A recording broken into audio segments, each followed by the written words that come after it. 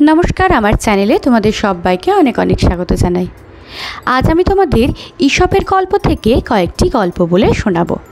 Video शुरू करार आगे बोली यदि आमार चैनेले नतून हये थाको ताहले चैनेलटिके अवश्यई सबस्क्राइब करे रेखो। ताहले चलो आजकेर गल्प शुरू करा जाक। आजकेर प्रथम गल्पटी हलो एक मा सिंह ओ शियालेर गल्प। एक मा तार दुई सन्तानके निये जंगल दिये फिरछे। एमन समय देखलो एक सिंह सेई दिकेई आसछे। से बुझलो प्राणे बाँचते हबे। से तखन चेचिये तार बाच्चादेर बोललो, बोलेछिलाम ना जंगले चल, प्रचुर सिंहेर मांस पाबी, ने कत खाबी मांस खा। এই শুনে সিংহ তাকে ডাইনি ভেবে পালাতে গিয়ে এক শিয়ালকে দেখে সব বলল। শিয়াল বলল, ওসব ভুল, আপনি আমার সাথে চলুন, দুজনে মিলে মানুষের মাংস খাবো।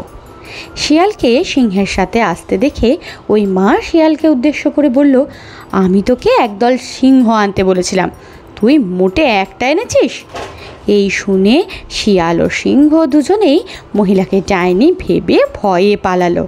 মা আর সন্তানরা মায়ের বুদ্ধির জোরে প্রাণে বাঁচল। পরবর্তী গল্প জমিদার ও খ্যাঁকশিয়াল। এক জমিদার তার বাড়িতে পাঁঠার মাংস বানিয়েছে। মহানন্দে সেই সুস্বাদু মাংস ভাত দিয়ে খাবে।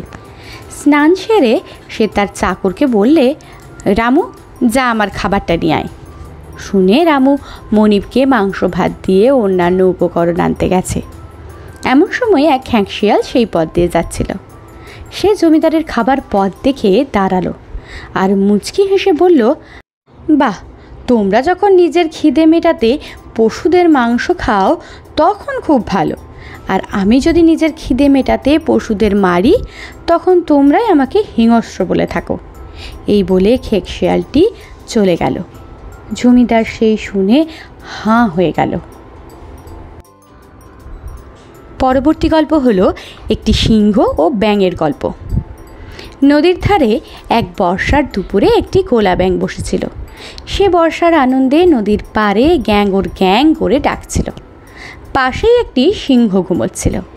ঘুম ভেঙে সিংহ ভয়ে ভাবল, এ কোন রকম জন্তু যার এত অদ্ভুত ভয়ঙ্কর আওয়াজ, যার এত জোর আওয়াজ, সে জন্তু না জানি কত বড় হবে।